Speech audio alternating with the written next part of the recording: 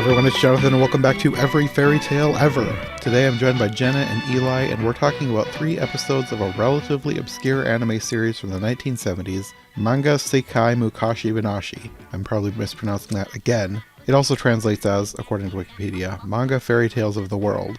This is an anthology series which showcases, as the title suggests, fairy tales from around the world. This is a show that Jenna and I have talked about before. Actually, I think Sarah and I talked about it first, back in the first year of my YouTube channel, as the Alice in Wonderland episodes were some of the few that got an English translation, and those were made into a half-hour special that Sarah and I reviewed on Wonderland Wednesday. And then when Jenna and I first met, one of the first episodes of the podcast we recorded was talking about obscure anime versions of Alice in Wonderland, so of course we had to include that as well. This show is one that Jenna and I have talked about coming back to for more episodes for a while, so I knew it was going to be one of the first episodes we recorded for this new series, and we'll come back to it in the future when we branch out beyond princesses, because this show has so much that we could talk about. Like, not that I have any immediate plans, but there's even a multi-episode arc in this show on Les Miserables.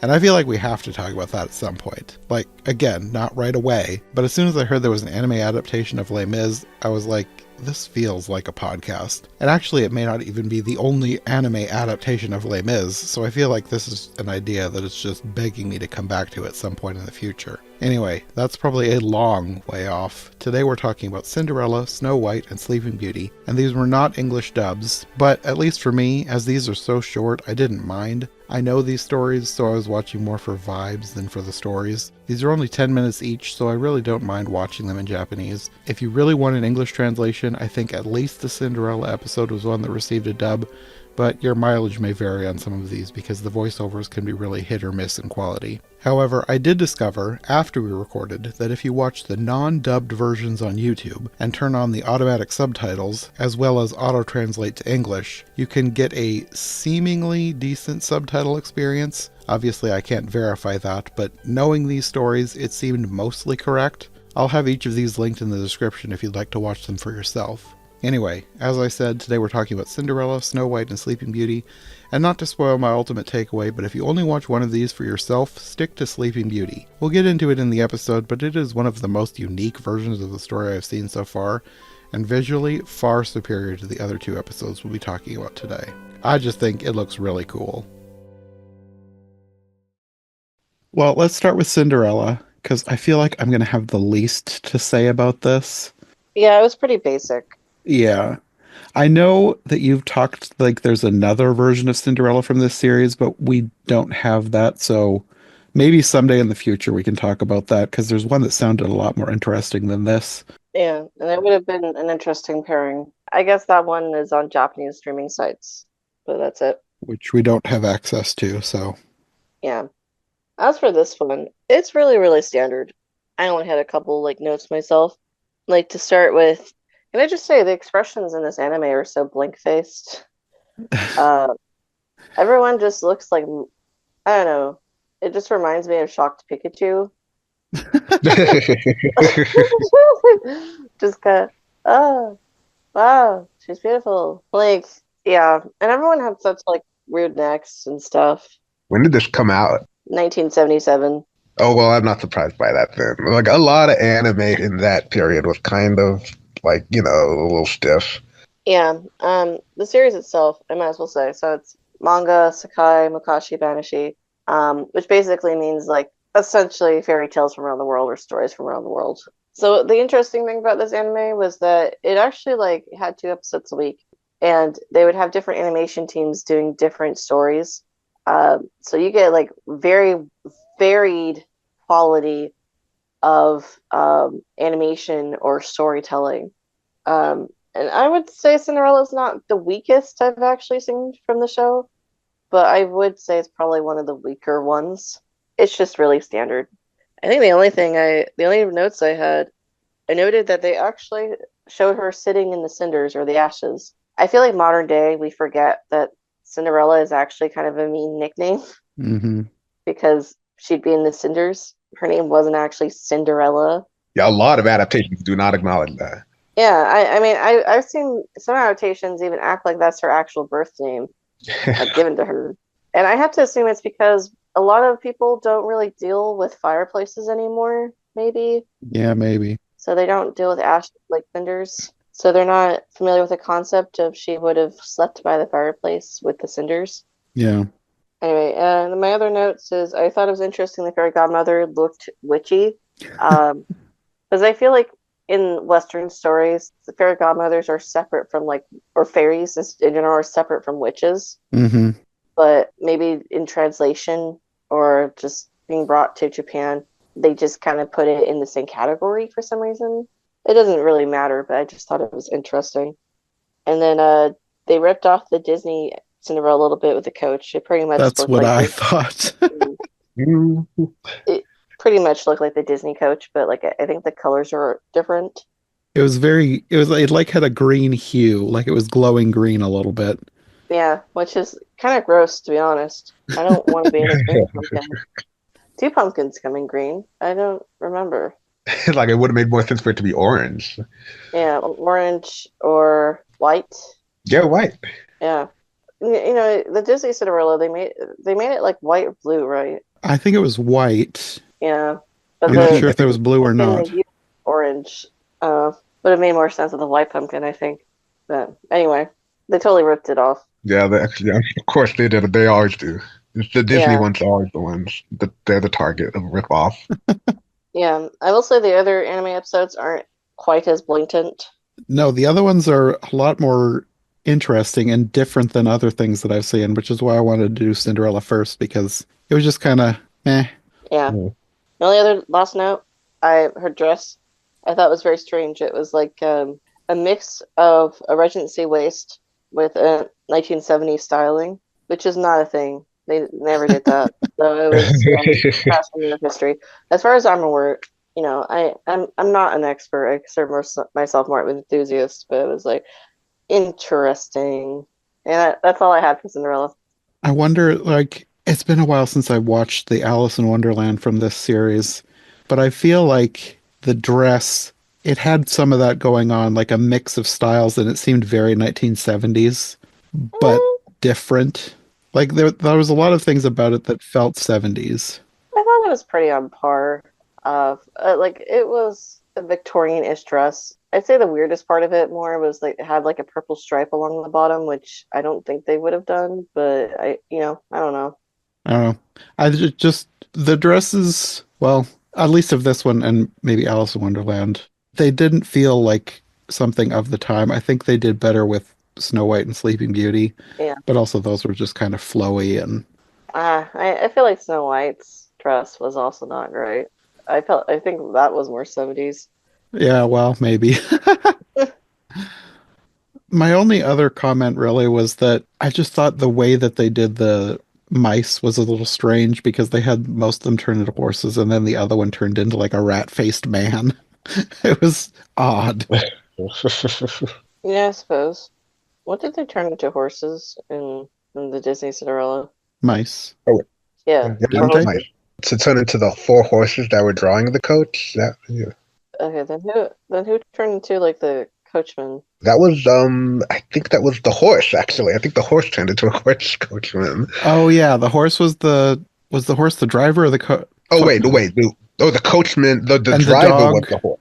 and the Okay. dog was the other one. The dog was the Yeah. guy opening the door. Then they played comedic. They very brilliantly and comedically they played the horse as the one driving the horses, and like which I appreciated the humor of that. And Kind yeah, of yeah, yeah. weird. But anyway, yeah, it was kind of weird. But I think mice are like the only ones really specified most of the time for Cinderella. Mostly mice who turn into Yeah. horses. I know you guys watch the adaptations more than I do, but it's usually always mice, right? I want to say there was a lizard in there too. Let me find. I've got a It stack depends of on the books here. specific version, I think, as Oh, I well. do see lizards sometimes. Yeah. Yeah. I think in the Peralt version, I'm going to look it up because I've got a book that has a bunch of different versions in it. I think the Peralt version had a lizard. That would make sense because that would explain why I see so many adaptations use lizards. Yeah, to be honest, like out of all the Cinderellas I've watched, I never really paid that close attention to the animals. I just kind of go, what does the dress look like? And then I'm just focused on whether the dress is good or not. Oh, you never felt any like emotional attachment to like the animal sidekicks or anything? No, I guess not. At least not in Cinderella. I don't know. Like the Disney Cinderella, the mice kind of annoy me a little bit, to be honest. Ah, oh no, Like I don't think they're that sweet or they're not that. funny. They did when No. the mice in the Disney Cinderella made her a dress. Well, the dress got torn, so Ironically, I care more for the lady mice, but they're not really involved in they're kind of that sidelined. part. So, Yeah. Okay, I found it. So 6 mice were made into 6 horses, and then the coachman was a rat. Mhm. mhm. Well, maybe the one, maybe the anime is trying to be faithful. Maybe he's a rat and the other were mice. Yeah, Mhm. maybe, because it was much bigger than the others. Yeah. So it says Cinderella brought the rat trap to her, and in it there were 3 huge rats. The fairy chose the one that had the largest beard, and having touched him with her wand, he was turned into a fat coachman with the finest mustache and whiskers ever seen. Ah, And after that, she said, "Go into the garden, and you will find 6 lizards behind the watering pot. Bring them to me." She had no sooner done so than her grandmother turned them into 6 footmen, who skipped up immediately behind the coach, with their liveries all trimmed with gold and silver, and they held on as if they had done nothing else their whole lives. So 6 mice, a rat, and 6 lizards. okay. How many footmen does she need? Well, I guess 6, according to Charles Perrault, but that doesn't usually happen in the versions that I've seen so far. Yeah, Yeah. oh, it's more to animate. God. Yeah. That's why. Stop being That's so why no selfish, one. Cinderella. Don't need footman. Who do you think you are, princess? You don't need that many. You're right. No, really don't. Yeah. You got the one. You're fine. Yeah. I guess take it up with the fairy. She's spoiling her. Yeah, Yeah. really. Disclaimer: I know nothing about carriages, so maybe they all have a vital function, but I don't know. Maybe one of them says hi to the horses, and another one brushes them, and I don't know. No, see, this is why so few adaptations adapt it faithfully because it literally everyone who adapts it thinks, "Oh, no, we don't need 6. That makes no sense." Well, it's kind of a question of what faithful even means in this sense. You know, it's a oral fairy tale when Yeah. it has multiple possible origins. I Uh-huh. mean, well, yeah. I mean, it's not that anyone needs to adapt it faithfully. I mean, I'm Yeah. all for like artistic liberty.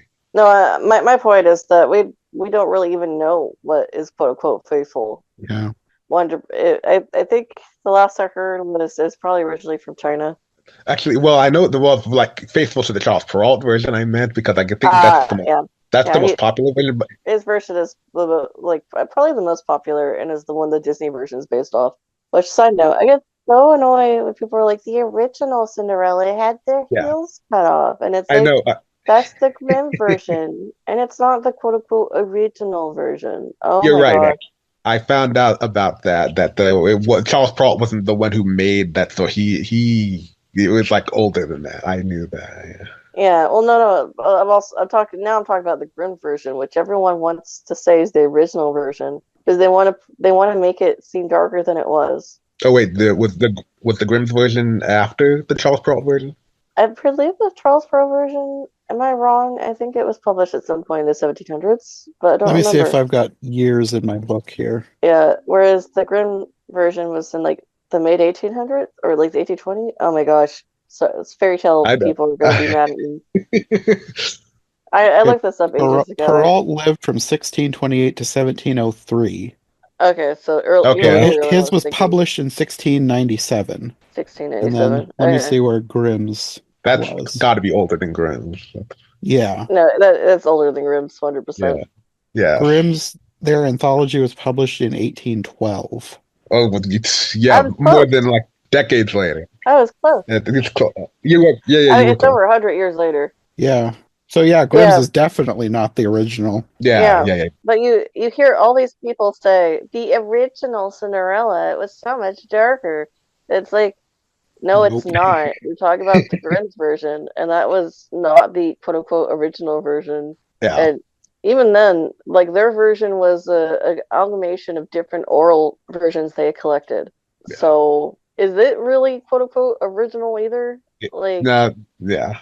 No, people just assume it's the original because when you hear the word Grimm, they're just like, oh, that must be the original. They don't, yeah, they don't know.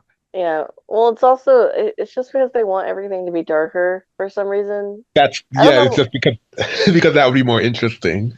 Yeah, I don't know what it is about what is about adult psychology that they want things they were interested in childhood to be dark. Like I don't it'll know. justify them still having interest in it. I don't That's understand. that's so right. That's such a keen observation I've noticed. Yeah. That said, I'm not saying if you want to revisit these fairy tales and be like, I really enjoy this dark version, go at it. I don't care. But don't pretend to be snooty and like, it's the original. Yeah. And Yeah. like how enjoy it for what it is, but don't be weird and spread misinformation about it. My Yeah. goodness. Yeah. Anyway, sorry, that was a tangent. No, not a. I It's mean, a it good. But was semi-relevant. I mean, we're talking about the stories. But yeah. So this is the pretty box standard version retelling based on. I would say it's based on the pro version. It feels, at least it feels like in my gut to me. Oh yeah, yeah. It's definitely not the Grimm's because the Grimm's is way different than this. Yeah, and it's okay. I'm just like it's good. It's fine. If it was in English, I would be fine showing it to anybody, but why would I? Yeah. Anyway, that's all I have to say about this Cinderella. I'm ready to move on if you guys are. Yeah, Yeah. I don't really have any other notes. It was just very boring almost. It was fine. It's not the worst I've seen, but it's also not the best, and it's not really worth watching. Yeah. It is what it is. There was nothing like surprising about it to you at all. I No. don't mind. The only thing I really found surprising, let me look at it, my notes. What did I find surprising? That they made the grandmother a witch, I guess. Oh yeah, And that. that's the only thing where I'm kind of like, huh, I wonder if that's like a Japanese thing where they just kind of put these two character tropes into one. Hmm. Uh, but then again, like that was a style of hat that was commonish at the time, but I don't know if they would have known that. But who cares? Yeah, who It knows? Who knows? Yeah, who knows? Who cares? It's not a special Cinderella. I've seen illustrated picture books that are more interesting, in my opinion. Um, Yeah. yeah, Let's move on to Snow White. I thought this one looked a lot more interesting. this one was better. I mean, it's still a little bit standard, but visually I liked this one a lot better. So my notes, so like first off, I thought it was unusual that it depicted the father's funeral. You never see that, like rarely ever. Yeah. This one was really inspired by Snow White, I think. Like the evil queen, pretty much basically the Snow White evil queen, but her skin is blue. I kind of wondered. It had a bit of a Disney vibe to it, but she looked more anime, and the blue skin made her a bit more striking, I think. Yeah, I don't really understand why they made her blue unless they're just trying to be different from Disney. They're like, oh, we stole everything else. Let's give her blue skin for some reason. Maybe. I don't know. I liked her She's look. blue, babadi babadai.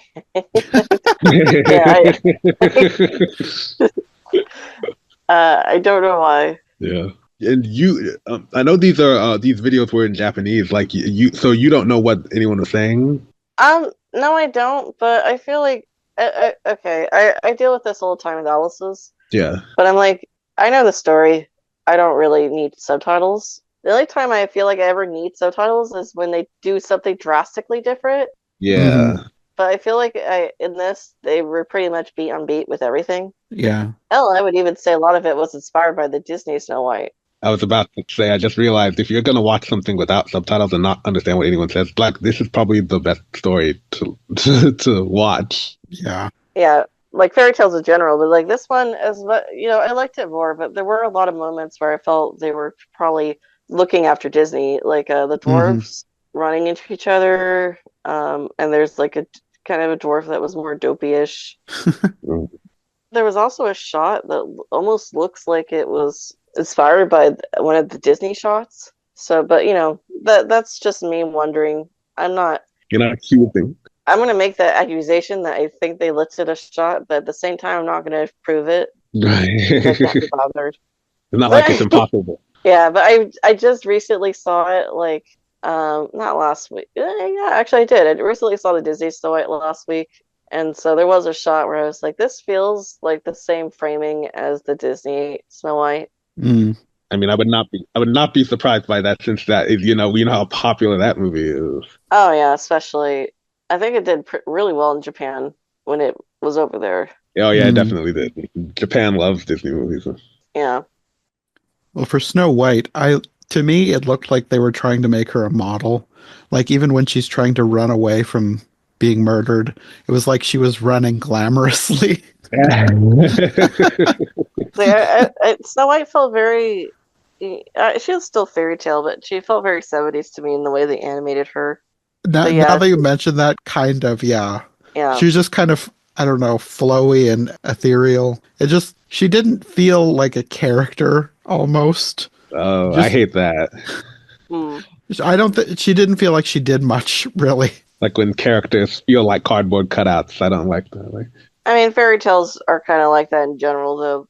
yeah, yeah. There's a lot of like character archetypes that just Yeah. do things because that's what they're meant to do. Mhm. Snow White is meant to eat an apple and go night night, so it's I mean, yeah. No, no, I get it. I get it. yeah. One of the things I did note that I thought was interesting. So I feel like usually it's Snow White retellings. You have Snow White go find the cottage and then she cleans it. And she'll cook dinner or something and then she'll go to sleep. This one, she just goes to sleep. Which these are only like 10 minutes, so there's not a whole lot of time for character No, development. what I found interesting though was she goes to sleep. They find her, they let her keep sleeping, and then she cooks for them after she wakes up and realizes that they let her sleep. I thought that was interesting, and it is kind of like I guess I think I like it because it's kind of like a thank you for letting me invade your space. Oh, that's kind of an interesting take. Yeah. Then I don't think I have anything else until later. Do you have anything else you want to say, Jonathan? I mean, for the first half, it was pretty much standard. The second half is where it started getting more interesting and different than the Disney version. Oh yeah, I agree. So usually, I think in more modern Snow White adaptations, the prince sees her asleep and kisses her awake. Hmm. But in this one, it actually goes original fairy tale, like actual original fairy tale, where he's like, "I like this dead body, and I'm gonna take it with me."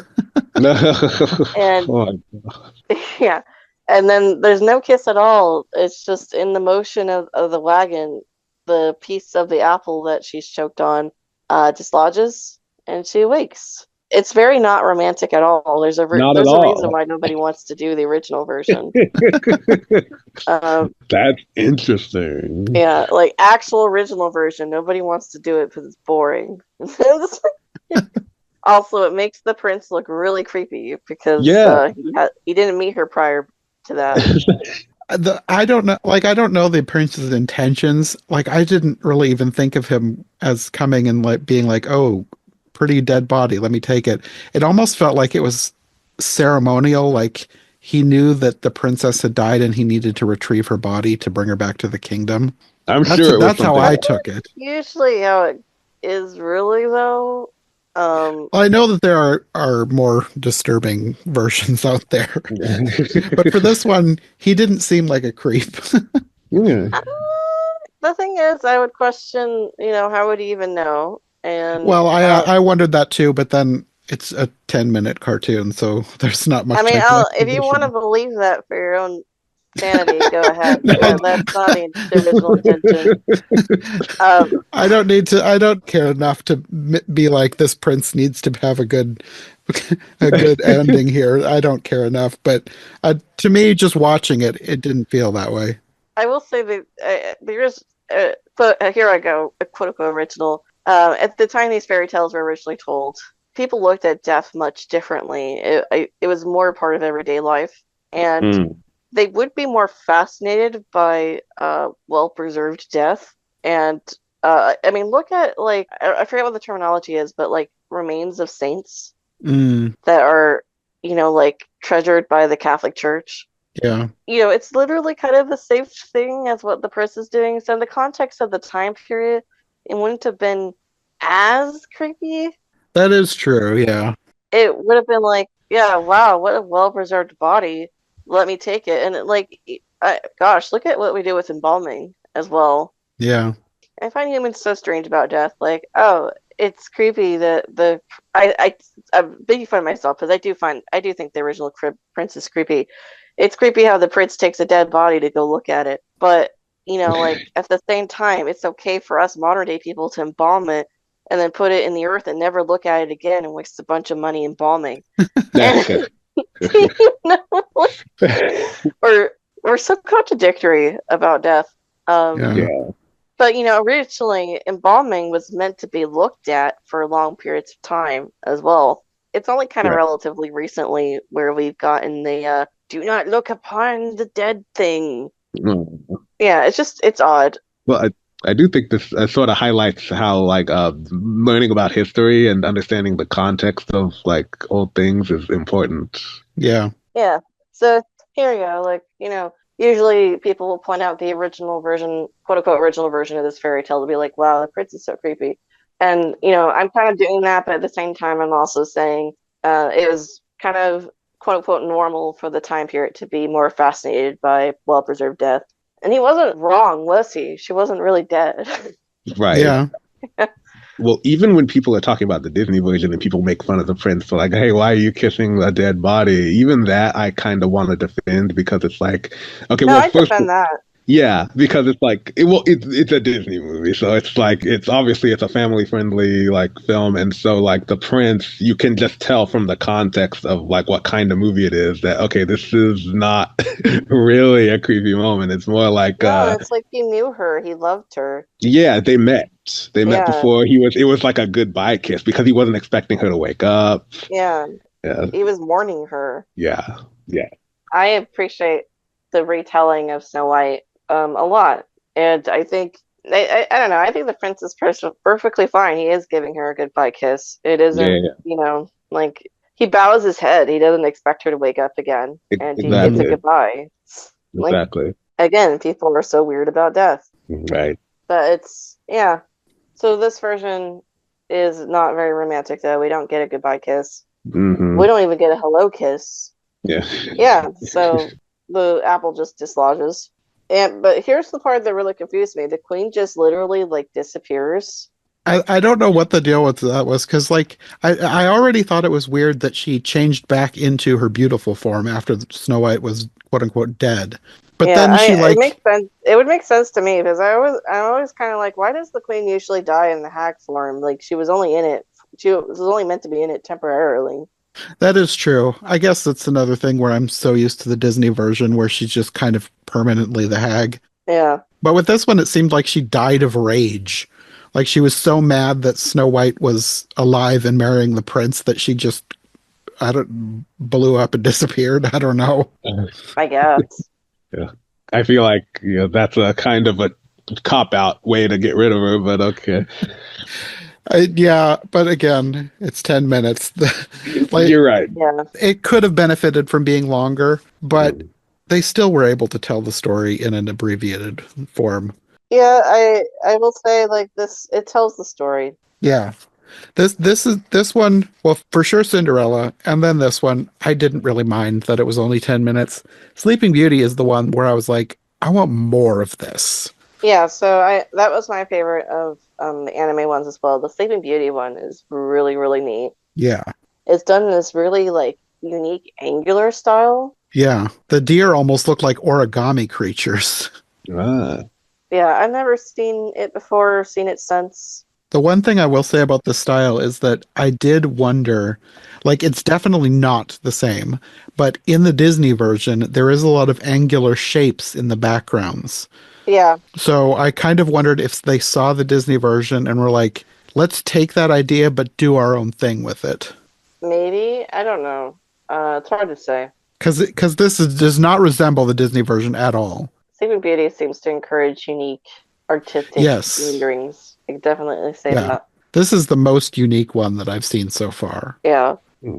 And then I thought it was interesting the way they start it is like essentially in media res, like starting in the middle of the action where the prince comes up to the kingdom.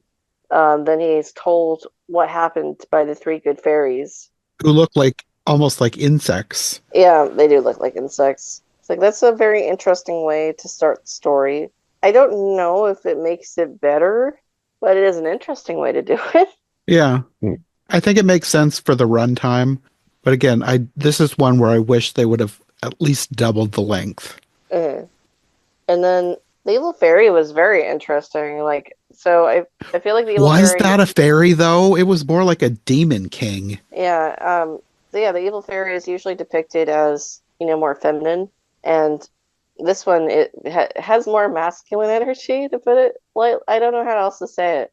Yeah, the only thing was the voice sounded a bit feminine, but it was like this towering demon figure instead of a person. Yeah. And then originally it was depicted by like thorns and eyes, and it was just a very interesting way to depict this character that I haven't seen elsewhere. Yeah. And they were giant too. Oh Like yeah, yeah, they were that's huge. towered over everyone. Like when Yeah, the prince finally gets to her, she's holding Sleeping Beauty in her hand, yeah, which I just thought everything about this whole scene. I mean, it's basically one thing, but everything was just much more interesting than any other version I've seen. yeah. This is what I mean about the show is that you get a lot of like standard versions or even bad versions, and then suddenly you'll get like, what is this? Yeah, What is this? Is there more? No, there's no more. That's it. because when I first started watching these, I started with Cinderella, and I was like, okay, well, they're because up until this point, the only ones that I've seen, I think, are Alice in Wonderland and Little Women. Yeah. So this Cinderella reminded me more of Little Women. It was just kind of very standard 1970s anime faces. Just kind of, it's fine. And then Snow White, like it wasn't quite to the level of craziness that some of the visuals in Alice in Wonderland got to, but it was a little bit more interesting. Mm. And then Sleeping Beauty was just like they threw everything at the wall. It was like we're gonna go all in with like make this look as interesting as possible. Yeah, yeah, definitely. And if you are interested, I could send you a playlist of my favorite episodes from the series. I would like to do more of these and Yeah. do some of the ones that are not standard fairy tales because eventually I would like to get into doing some just random fairy tales. Mm. It would be helpful if we had some that were translated because like some of the fairy tales I won't have any context for what's going on. Oh yeah, there's a lot of these stories I have absolutely no context, and sometimes the title will be wrong, Mm, or it'll be in Japanese, but it won't be like the original Tales title. yeah. Some of them I have absolutely no idea what they're based off of or what story. It's quite interesting. It would be nice if they had like I know a few of them got translations Yeah, because not all of them when did, I but was doing my research, I did find a translated Cinderella one, but it was just the basic standard story. mm, So I don't know. It would be interesting if it's probably impossible that someone would want to fund someone going back and doing a dub or making subtitles. But well, I mean, subtitles would be more feasible, I think. But yeah, I'm pretty sure the Amazon Prime releases have subtitles. Possibly they could be ripped somehow and translated, but I wouldn't know how to do that. well, they're not available in the U.S., are they? No, you would have I was to thinking it was region locked to Japan. you would have to configure it to be that you're showing in Japan for like to start with. Yeah. But I believe there are subtitles on the Japanese Amazon. There are some AI programs that can transcribe, but I wouldn't know. I assume you'd have to get one trained for Japanese to just get a transcription before you could translate it. And then you have to trust that it does it correctly because Yeah, it's not exactly. always. Oh, well, of course, but it's the price you pay for not being bilingual. Yeah. Yeah. Yeah. Personally, though, I don't really feel like I need it for this, to be honest. I've gotten quite a few comments on the YouTube channel for this, and I'm just like, well, it is what it is. I don't speak Japanese. You don't speak Japanese. I don't think that I'm kind of like, but I still have it, so watch it or not. That's what I've had a few Japanese people comment, but they don't leave anything like subtitle offers. They just go, I remember this, Yeah. and then they move on. And it's like, okay, thanks. But anyway, anything else you want to say about Sleeping Beauty?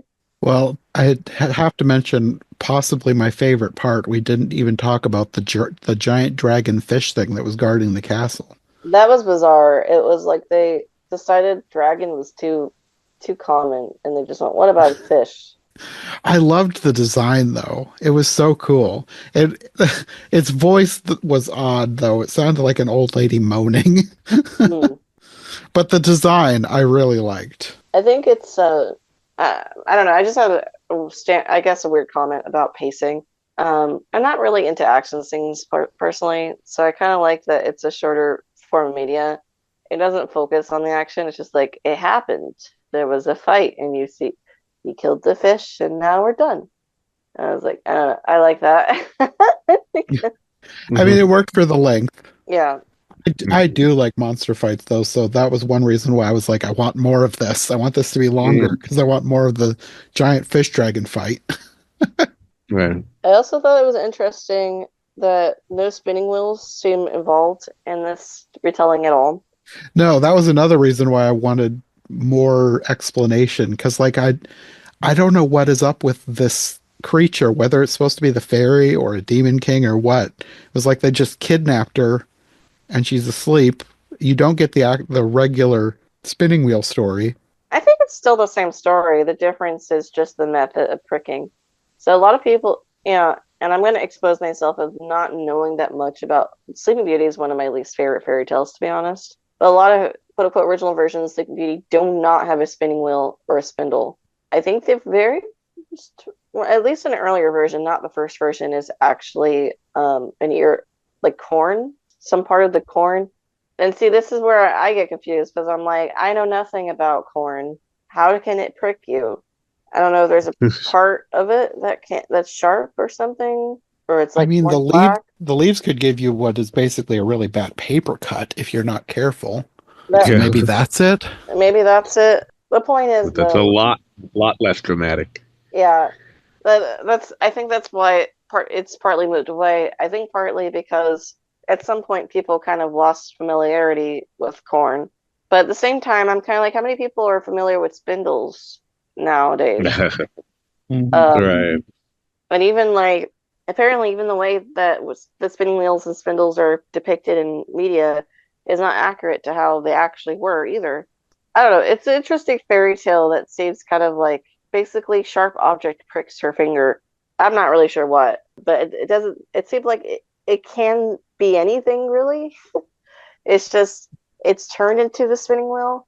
So I thought it was interesting that they chose thorns, and I wasn't sure if it was like a if it was a certain version they were choosing, or if they caught on that even the fairy tale itself is different depending on which version, so they chose thorns. I don't remember hearing thorns before, but it works fine, I think.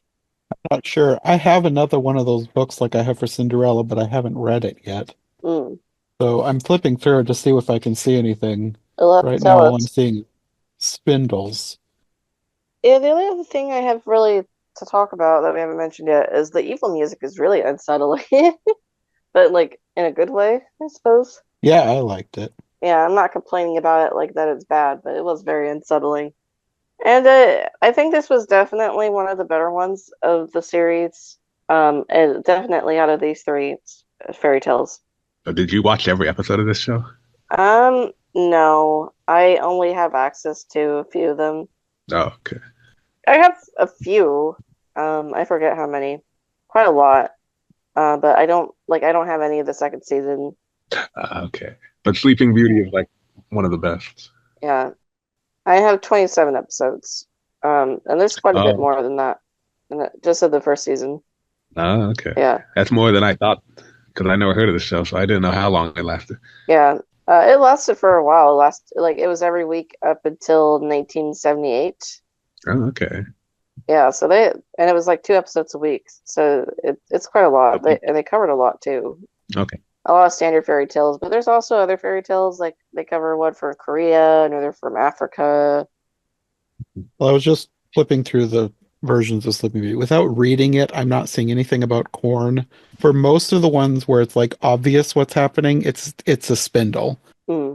I didn't see any other methods. There's some that focus more on the prince, so I would need to like actually read those stories to figure it out because they don't show just from a cursory flip through the book, it doesn't show what happened to the princess But the ones where it shows, all I'm seeing is spindles.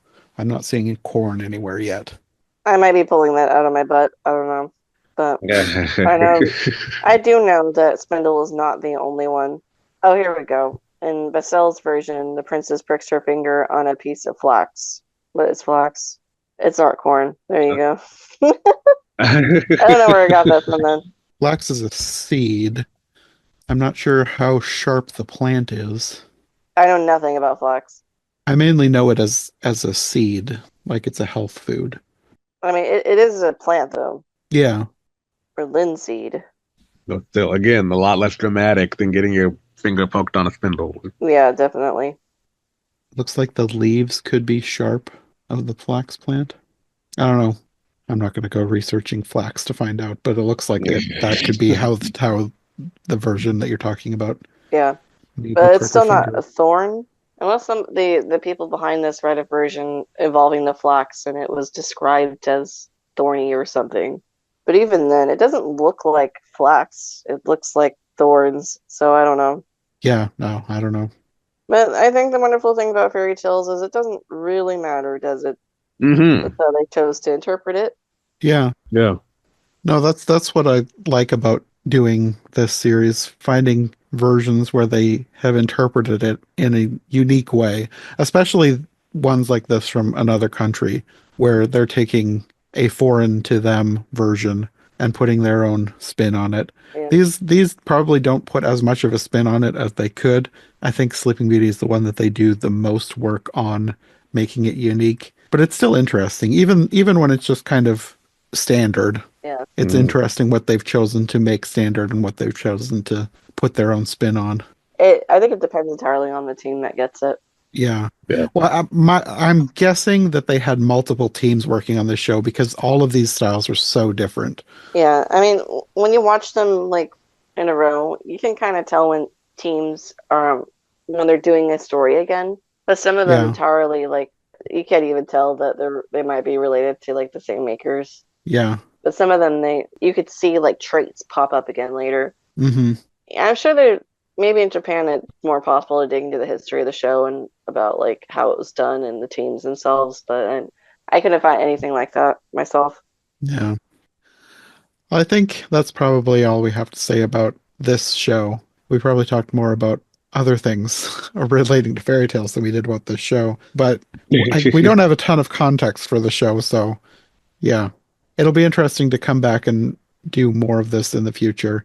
Probably not right away, but I would like to talk about some of the slightly more obscure stuff, but I'll probably stick to ones where we know what's going on. It's like, I know I've looked over the list of titles and there are ones that I have no idea what they are. I would be lost.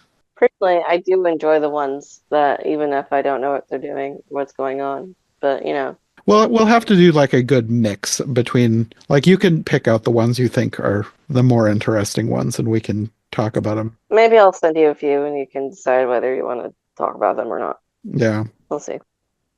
Well, I think that will be all for this episode. We will be back in the future to talk about a different show with the same stories.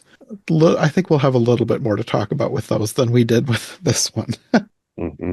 But until then, do you guys want to let people know where they can find you if they'd like more from you? Jenna?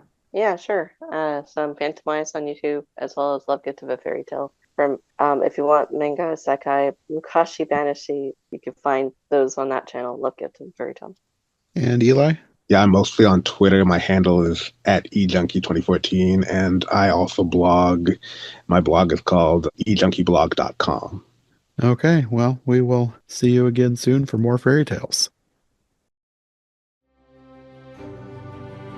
Thanks for listening to Every Version Ever. If you enjoyed this episode, make sure to subscribe and follow my co-hosts as well. My Linktree and all of our links will be in the description below. If you want more of my content, all my podcasts are available on YouTube as well as most podcast platforms. If you enjoyed this show, check out one of the other podcasts or check out my Patreon for bonus and extended episodes you won't find anywhere else. We'll be back soon with another brand new episode, so thanks for listening and we'll see you next time.